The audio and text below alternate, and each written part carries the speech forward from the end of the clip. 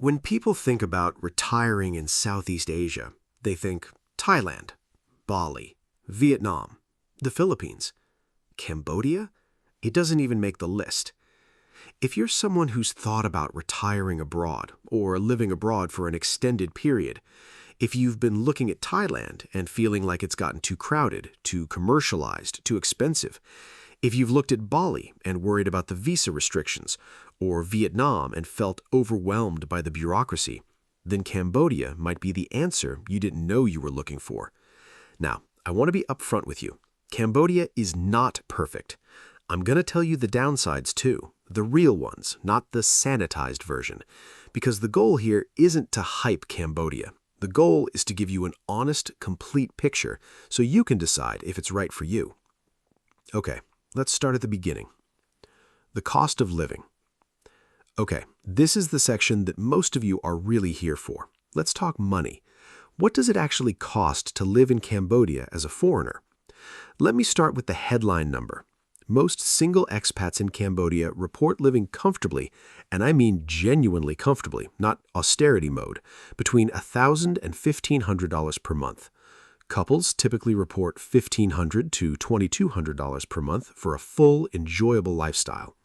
If you want a premium lifestyle, nice apartment, eating out often, travel within the country, budget $2,000 to $2,500.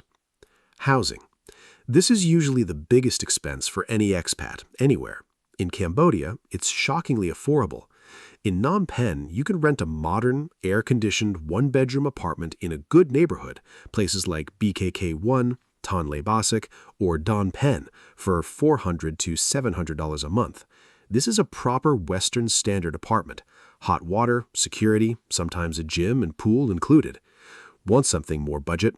There are perfectly decent apartments in slightly less central neighborhoods for $250 to $350 a month. Still clean, still safe, still comfortable. Want something premium? A large two-bedroom with river views, rooftop pool, modern finishes? You're looking at $900 to $1,400. And that, by any Western standard, is extraordinary value. Food. If you love food, and who doesn't, Cambodia will make you very, very happy. Let's start with street food and local restaurants, because this is where Cambodia truly shines for budget-conscious living. A full, delicious meal at a local Cambodian or Vietnamese restaurant will cost you $1 to $3. A plate of rice with grilled meat or fish, $1.50. A bowl of noodle soup, $1. A fresh fruit smoothie, $1 to $1.50. An iced coffee, 75 cents. Western-style restaurants, expat cafes, brunch spots, these exist in abundance in Phnom Penh and Siem Reap. A burger and fries might run $6 to $10. A proper steak dinner at a nice restaurant, $15 to $25. A full sit-down Western brunch with coffee, $8 to $12. By Western standards, still extraordinarily cheap. Healthcare. For now, just know healthcare is dramatically more affordable than in the West, with several high-quality private hospitals in Phnom Penh. Routine doctor's visits are $20 to $50. Dentist visits, often Western-trained dentists, $20 to $80 for most procedures. International health insurance for Cambodia runs about $100 to $250 per month depending on age and coverage. Cambodia's healthcare system is not on par with Western countries or even regional leaders like Thailand or Singapore. Public hospitals in Cambodia face real challenges: underfunding, staffing issues, infrastructure limitations.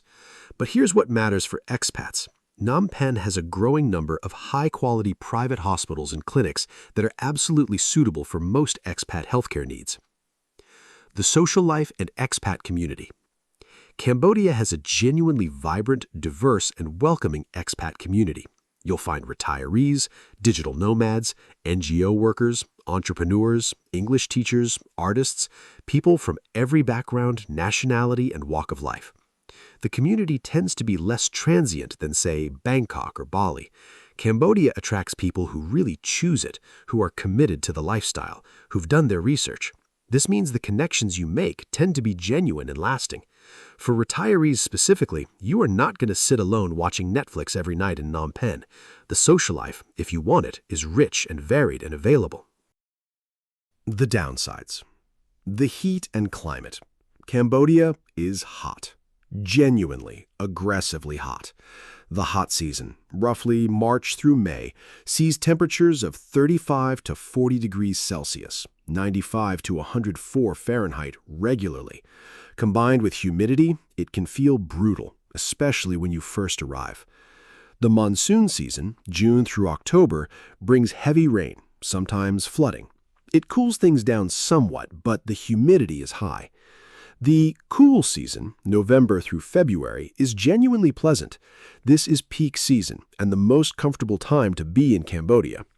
For retirees with certain health conditions, particularly heart conditions or heat sensitivity, this climate requires genuine consideration. You will be spending more time indoors with air conditioning than you might expect. Road safety. This is serious.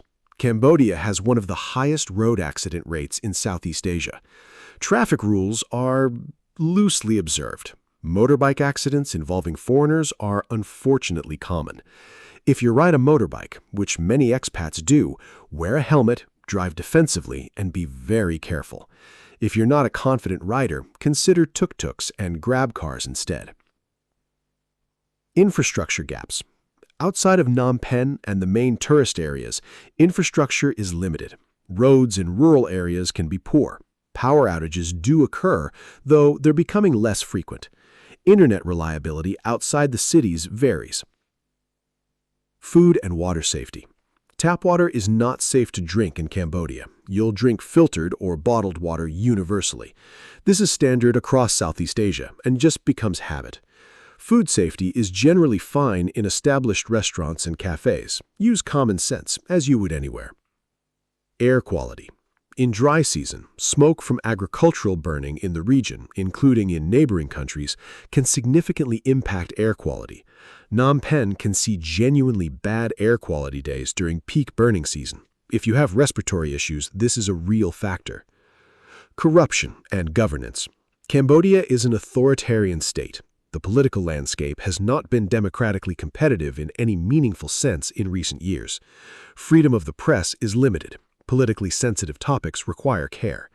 For most expats, particularly retirees who are there to enjoy life rather than engage in political activism, this doesn't impact daily life meaningfully. But it's important to be clear-eyed about the political reality of the country you're living in.